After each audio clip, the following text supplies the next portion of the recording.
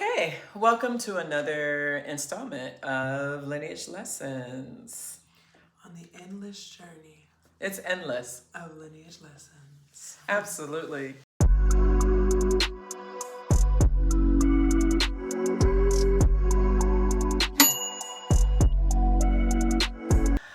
So today we just wanted to come together. We were talking a lot about the work that we're holding in the educational space, Yes. which is tiring and difficult.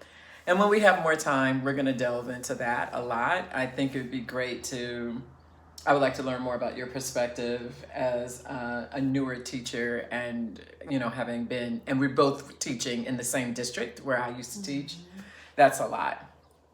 But part of that, as I started thinking about your experience teaching, is really part of like how you grew up. Yeah. And we've talked in some previous segments, go back and check those out on our YouTube page or wherever, about some of my experiences growing up with a mother who's blind and how that impacted me in terms of my own adultification.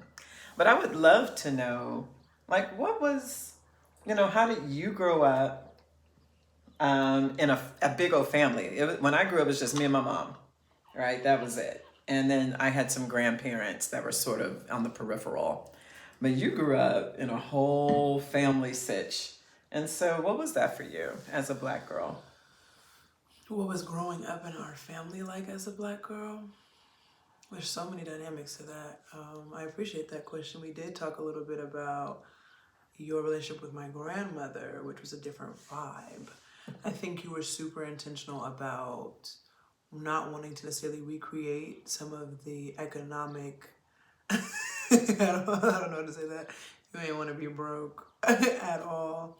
I think Dee Dee, obviously, my grandmother, did the best that she could, but that put a fire underneath your bottom, if I do say so myself, because you worked 40 million jobs. I never remember a time where you rested.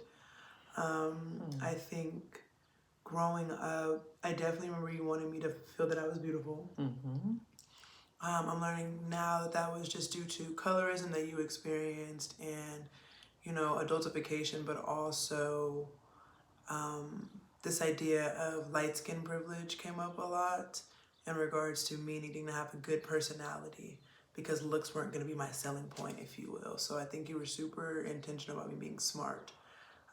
Dee Dee used to make me read as well. My dad is nerdy Black guy type of vibes, and that wasn't super praised back then. He talks about it a lot. It's like nowadays it's cool to be weird, but back then I used to get bullied. And I was like, ooh, that is true. I mean, that must be hard. It is kind of like it could be a career if you want, just being the nerdy Black guy. And I think his generation, it was more so about like trade schools, and he went down like the tech path because he was just really smart. Now we know that's a bag, get you a nigga in tech, right? Or a genderless person in tech, if you will. But essentially, that taught me to be smart as a Black woman.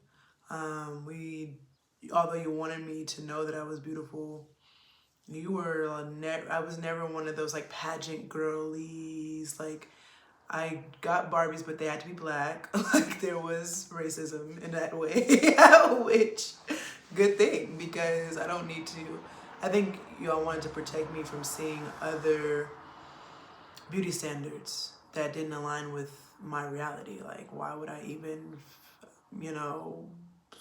why would we do that, right? Excuse me. And so I think that also looked like wanting me to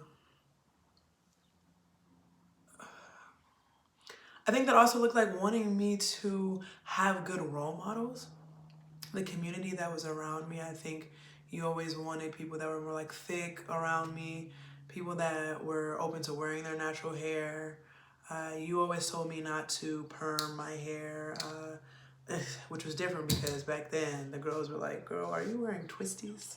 I used to get flamed, which is crazy now because locks, So sometimes I do look at myself now and I'm like, wow, I probably would have got bullied my damn self because, he wasn't doing that. So yeah, there was a lot of just working on building up my character. Church was a really big part of my childhood, forcibly so, as we should. I do remember, I was just telling someone that I reconnected with, I was like, for me, weekends were about going to church on Friday.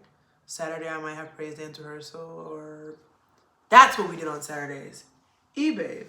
For those of you that don't know, my mother also had a gospel choir.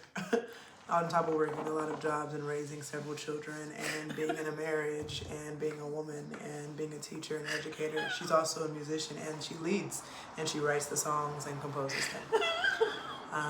So that was my Saturday.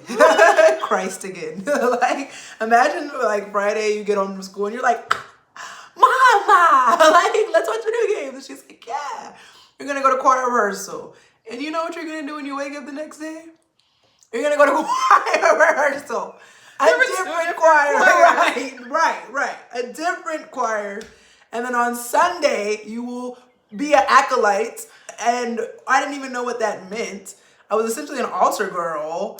Yes, but you were head acolyte. I was praise dance, head acolyte, children's choir, And babysitter, usher. I was that too. I think I'm missing something.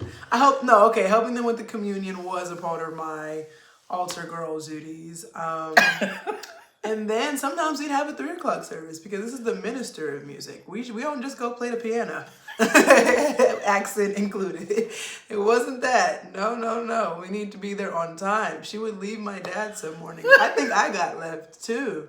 Like, that was almost like the punishment. It's like, you have to ride with your dad. We're like, wait, no, please. Like, don't leave me. Yes. It's a rat race on Sunday. Get your ass up and praise God. Yes. So, build character. I can say I'm dedicated. I'm disciplined.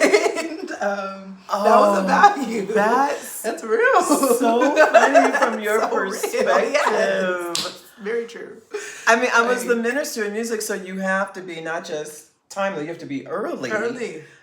Because you have a choir who you told them to be on time. Yeah? Well, but you told the choir to be on time, so you can't roll up in there any kind of way. But the part about yes, like, get up. There were 6 of us in the house. We shared one bathroom. And back she had the audacity to be mad that we was late. Like, we're 7 of us. It was 6 of us. We had a shower. It's to the point where I'm not gonna put all this out there. Just know it was rough. There was bathroom sharing. Like, there was no. You don't need no privacy. You better go brush your teeth while they're in the shower. Absolutely, because I gotta go. The bathroom, you flush quickly. I gotta go. We gotta get there. And I would leave because your dad would be late. Yes. And I couldn't be late. I was the minister of music, and I had the whole church waiting on me to walk up in there. And I also had to model, but that is funny from your perspective. Like, get up. So get up and glorify. Right. Get up. Better lock it in. And then school. And of course, classic Black family need to be twice as good, better than, the best at everything is what I interpret it as. That's yes. Of course. As God intended.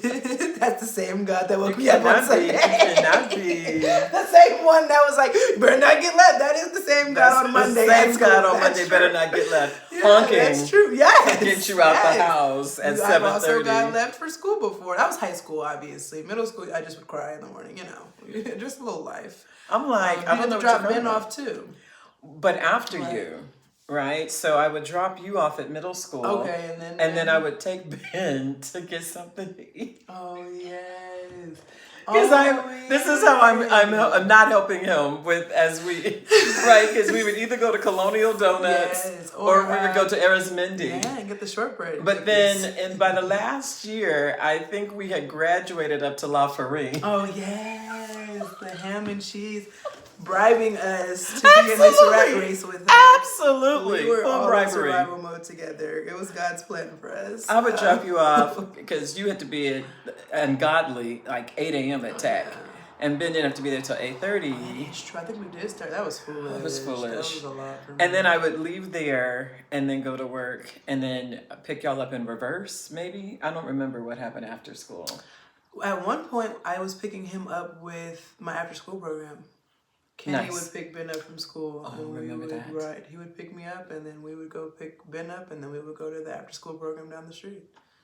Yeah. You brought that memory back. I forgot that. I had forgotten that as well. Yeah, he would make us get out the car and go find your kid. I'm like, this cousin got to be unethical. But I'm just going to pretend that I'm his mom. Oh, where's your mom at? Oh, she's in the car. Ben's like, what's going on? Just get in the car, Ben. It's like what you do. I mean, yeah, he was at work, and my dad worked in Sacramento. At work. Yeah. No, back then he did not work in Sacramento. He worked in San Jose. But the point is, like, he was really far away, and so he wouldn't come home until like 8, right? So it was about, and he would leave at 6, let's say. Yeah. So it was about me getting y'all up, getting y'all out, getting you to school, going to work, making sure you got home, dinner. Homework. She did not want to talk to us, y'all. She was tired as fuck. I was so tired. Like, it's so interesting to look, even just, oh my gosh, it's just so, life is just so different now. My mom's energy is so different now. Her capacity is so different now.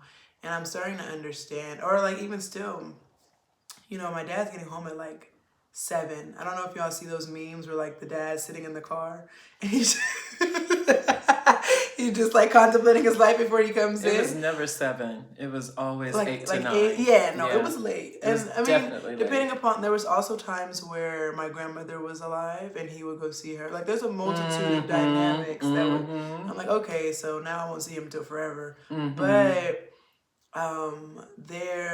he would come home and he would talk to us, and then he would have to go take care of his wife. That was a part of what I learned. Of course, whatever happens, that's a completely different story. But this is called hindsight. Like my childhood. Right. Because I know that I interpret it as that because I learned that men prioritize their wives, period. Like he, at least 10, I cannot make this up. He was going to come home and rub her back or rub her feet or attend to her in some way every single night. That's true. And he always came home, period. True. So there are things that make it interesting because, of course, as a child, you're processing things differently. You get older and you're able to have the conversations and be like, okay, well, there's dynamics. I understand now relationships have dynamics. But back then, I'm like, my classmates didn't have fathers coming home. Right. They didn't have a 2-parent household. They didn't go to church together on weekends, dad playing the drums, mom, we were a 2-parent household. Absolutely. And I learned that was very valuable because many of my friends did not have that experience, nor did they have good relationships with men in their lives at all. And I also had brothers, so I internalized things completely differently. I also internalized just seeing men as a safe place. And women in my life, still to this day, as I have a fiance, I have a husband, etc. It's inconceivable, but that's how I was raised. There's men at church that I trust. I trusted my pastor. I cared for him, and he cared for me. And so I think there's different layers of how I grew up. That my mom was also very intentional about providing, although she might not have had the relationship with her father. She was like, you will have a relationship with your dad. And my dad did talk to me every single night when he got home. Every night. And so, I that was a completely different grounding experience. It added to my character as a Black girl because that, of course, that's the standard for how men will treat me. Period. How my brothers treat me, how my dad treats me. I was like, my dad talks to me every day, so I don't get what you got going on. You're going to talk to me every day. And that's same. That's current day validity, if you will. And so, I learned a lot about what success was. I think watching my mom, I knew that success looked like helping people. She was always loved in her community, loved in her choir. She always tried to help the people in her choir, even if they were or are or whatever less fortunate. She always wanted to try to help. She wanted to have a consistent aspect of village community, whether that was typically surrendering church. I'm not gonna lie, it typically centered a religious aspect, which is fine. Because as I got older, I just learned okay, you're supposed to have people around your kids, period. People that you can trust, people that have good character. again, she always worked, but I think that taught me that how to increase my bandwidth for what I need. Back then, I didn't have survival mode. I was like, my mom works hard. Like, she loves me, she works. You know, that's why. My dad loves me, he goes to work. Like, that's what parents do because they love their kids. And maybe I don't know if white people perceive it that way, but I'm like, all niggas, let's just like, I'm going to work for you. And I'm like, okay. Like, as a kid, I'm like, okay, I guess when I get older, I'm going to go to work for my kids. I mean, plot twist, you have to go to work anyway. Like, That's the plot twist. Like, I got older, like, there's no kids. Why am I still in this rat race? The government is a sham. But anyway, as a kid, I'm just like, okay, well, when I have kids, like, I'm a, like, you know, adults argue, like, and then they go take care of their kids. Right. And then, like, on Sunday at church, they cry about it. Right. And Absolutely. then they go back and, like, fall out of the yeah, and then we do it again. So I think that was an ecosystem where there was hope and joy and, like, God and religion and source and understanding of that also helped fuel and, like, mitigate some of the things that were going on. Like, if there was a bad day or there were disagreements or things like that, we also learned that there was a greater purpose outside of that. And so I definitely appreciated that. I'm glad you asked me, because now I'm like, my childhood, like, when you look back on things, healing and trauma is deep because those things also happen too. It's like, ooh, like, okay, y'all was arguing, or like, you know, whatever the case is. But then when you ask a different question, it's like, oh, what was that for you growing up as a Black girl? It's like, okay, well, my life wasn't all trauma. I loved my family. I love my family to this day. I love my dad. I love my mom. And it taught me I was essentially the princess of my family. Like, people outside of the family that know my family think I'm amazing. Like, they have not like that, but like, my mom will come up to me and she'll be like, oh, like, do you remember such and so? And I'm like, no, they think you're da-da-da. I'm like, okay. Or this just happened to me yesterday. We encountered someone that used to go to church with me at Greater Cooper and Zion. And he was like, yeah, you were always just gifted. Like, we could just, everyone in the church just knew you were just spiritually gifted. You just got it. And I'm like, oh, thank you. That is true, though. Like, that's true. Real. From day one. And so, yeah, like, that's just what I learned is, like, God is important, family is important. Those are the top three things. I think God, family, and school. Most things. But that was the three things that I told Julian, who is currently now, obviously, we're going to get married. That was our top three things, and his top three had to be that. Or, like, I just felt like I wasn't going to work with anybody that didn't value God and family and, like, school. That's kind of shifted now, like, in terms of, like, education. Like, you don't need to have all of the degrees, although he has his master's and now I'm getting mine. But originally, we were just trying to just be education, knowledge, if you will. Family just means also, like, being a good person in general in your community, your morals, your values, your ethics. And then God is just, like, living with God, living with love, living with intentionality, mindfulness, breath work, somatics, all of those things. And so, yeah, I mean, I'm pretty much who I was as a kid, but now. Which is why I want to talk. Thank you for that. That was amazing to hear your perspective, especially crazy. Get up, go worship. I just feel really, really good, actually, because that was what I wanted for our family, is to have those values. What I will say is, so at the time when we were not together, you and I were disjointed, I'm questioning myself, right, as a parent. I'm like, well, wait a minute. Didn't I lay all this foundational stuff, right? Like, well, what happened? Where's this left, right? And so it's really good to come back and now hear you say, like, these were the things. I think it's different when your parent is working at the church versus when you're going to church. So. Absolutely. Oh, there's another job. All I learned is, as a Black woman, I learned you better keep working. She kept working and getting better and better, like, to the point where, like, I just talked to Julian about this today. I said, listen, as long as we're on the same path, as long as we're aligned, we'll be great, because, you know, I just want you to keep growing. And, like, I want to be afraid that someone's going to leave me behind. Like, that is the... Not necessarily the rat race, but that is, like, the push that I feel like I see you embody as a person. You're like, listen, we got to keep moving forward. And like whoever is willing to move forward with me will be there. And if not, then they gotta go. Kind of toxic sometimes. But overall, I mean, it's like you want to be your best self. That is God, though. You know, God put us here for a purpose. And we got to be our biggest, boldest, baddest, you know. I mean, growth is one of my core values. I know, harvest. It's right. It's why I started Harvest Consulting. I believe in growth. I mean, as an educator, as a vocalist, as a choir director, as a mom, I just believe that we're here to grow and that we're not to be stagnant. And that, like, God does place us on the planet so that we can learn all these things and continue to grow, ultimately to help others. Like, literally, that's the whole reason that I feel like we're on the planet.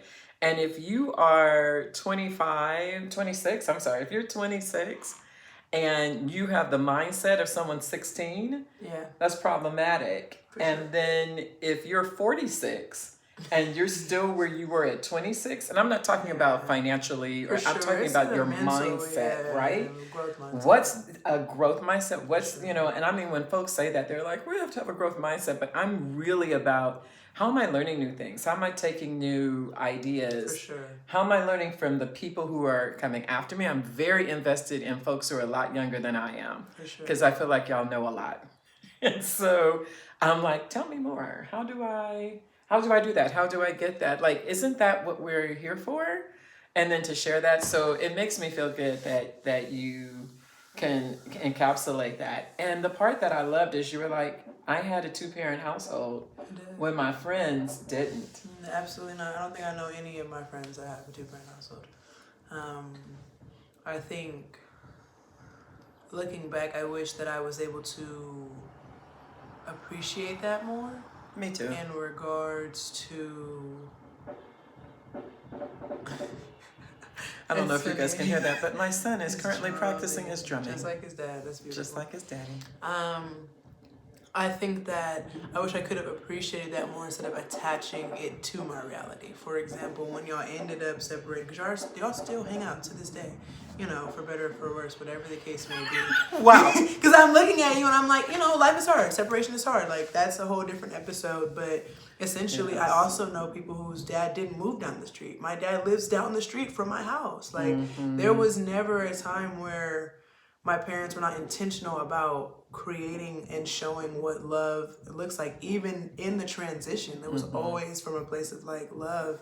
I'm actually getting a little emotional. I didn't realize that. Yeah, because that's only reason I feel like I have that framework for relating with my partner. There's things that I don't want to replicate, but there's certain things like you and my dad read together. You and my dad like worshiped together. You and my dad talked all the time. Like that's I learned that from watching that. And so I think and maybe I did process it. So maybe I can't say, because hindsight bias, I'm a kid, so I'm not going to process it. But as I'm getting older, I'm like, no, that's a completely different experience it's a completely different experience for my nervous system and for my understanding of like conflict resolution or like relationships that are ordained by God. Like there's reasons why I feel like I'm with Julian that's above me. Like I pray about it all the time. And I also saw you praying about it and Dad praying about it and y'all praying together about like y'all purpose for your relationship, which is deeper just than your relationship with each other. And so I learned that relationships have purpose as well. Bringing children to the world is purposeful. So I still have all of that intentionality. And I'm really glad you asked me this question because I'm like, I mean, you did a good job. Well, I mean, like overall, I can't. Like you good. Like y'all did your big one. Y'all are good. Yeah. I think it's interesting because even when we did separate, I remember he would take you with him to find an apartment because it was really important that he stay in his children's lives, and that was also important to me. And y'all not gonna. The piece is you don't want your children to suffer because you can't get your life together, right? So he did move very, very close, and he had a choice. For sure. His choice, he works in Sacramento, so his choice was, I'm either going to move to Sacramento. He was like, but Dorielle is about to graduate, and then I want to be here for Ben. This is literally low-key emotional. I didn't process some of this, I think. Or we haven't talked about it out loud in so long because I think the hard part about relationships and family is that the hard shit is hard. it is hard as fuck, and it does take up a lot of space. But the stuff that is good and the stuff that is beautiful is sometimes overlooked because we're so focused on the and on that the was negative. what I was saying. Like I wish I had observed it more. Is like just talking more about the beauty of it, and maybe that's why this is a part of the reflection. But I'm like, yeah, y'all definitely did something that was completely different than how y'all were raised, and so even that y'all did 20 years, y'all did 16 years, or however long, was still super super impactful. And so yeah. We were very intentional, I remember, because remember, this was my second marriage. For sure. And so I was like, now here's what we're not going to do. We're not going to do these things that I learned, in my first marriage. And because I saw my older children not have a relationship with their father, I was like, no matter what, you're going to have a relationship with your children. So even if we're not together, and I think we bear that out in family vacations. For sure. In family events that happen, there's never a time that your father will not be welcome to anything that I'm hosting, right? Because that is important. He is my family. We just couldn't hold it the way we needed to hold it, but he is still family. And I think why that's also important in the raising of you is you're going to get married and have some children. Hopefully sooner rather than later. I'm getting older and I would like to have a grandchild before I'm too, I can't walk.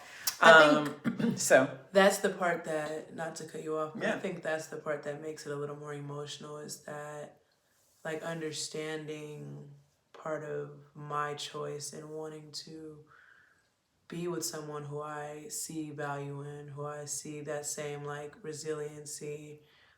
I wouldn't have had those qualities.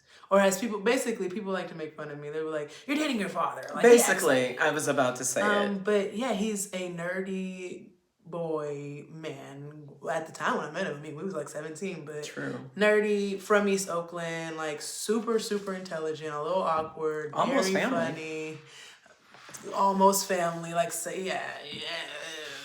Second, there's dynamics. Essentially, like, his cousin is like my second cousin or something. Your father's second cousin. Yeah. Right. Which makes it your third cousin or whatever. Yeah, it's something weird like that. Not important. In the village, we would have all been in close proximity. Absolutely. We're just going to act as if Oakland is a village. Okay, there we go. The moral of that story is that I would have never attached those attributes to a respectable partner without having a father. And without seeing you as my mother, deserving of love. You're like, I deserve love. I have a partner. I deserve love. I'm open to having children.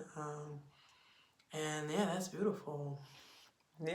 I'm getting older, so I think I process things differently. Of course. That's weird. I'm like, oh. I have news for you. In another 10 years, after you have a couple of children, you're going to process even differently. No, I'm going to be like, damn, y'all was really struggling. That is I'm what scared. you're going to say. No, I was like, Mom, I get it. Like, I'm just so fucking tired. Because having babies changes no. the whole dynamic. I'm not going to use the word jealous, but what I'm so glad of that you and Julian have taken the time to really build your relationship so that when you do have children, because you came right on over, right in the... In the beginning of your relationship. Super beginning. Like, I was pregnant, and I was like, I guess we better get married. It was like, and here comes Dorielle. And here, me and Julian on like year 10, like, wow, we're just flowing into planning it. They're like, when y'all getting married? I was like, when is the wedding? Fine. We're chilling. Like, I love him. We're good. And I think that is true. I do, pro and con, I had slight commitment issues. But I mean, you wrote a song about it. Right? It's a whole album about attachment theory. That's a whole different conversation. Definitely. On the next Lineage lesson episode, we'll talk about music. That's what we're supposed to do. Okay. But I think it was dope for me to talk about my childhood as you talked about yours. And yeah, I appreciate you. I love you. I absolutely love you too. You're my absolute favorite. This is just a short Lineage lesson. So much more. It's like every time we talk, I know, we find out that there's more that we should be talking about. But I thought it was important to hear your perspective on growing up. And also really important for me to even just, I just saw your dad yesterday at rehearsal, right? And I was like, this is good to see this person who's always going to have part of my heart, no Yeah, matter that's what. beautiful. And I hope that we shared or demonstrated, not in the best way always, but even if you cannot stay in the relationship as it was, that you can morph into something else. And showing And each so- other's humanity. Absolutely. Oh, that's beautiful. Absolutely. Oh my gosh. On the next episode, she will What? be The emotional. end- I know. Aw. The endless journey. The endless journey. Of lineage lessons. Thanks for being with us. See you later. Bye.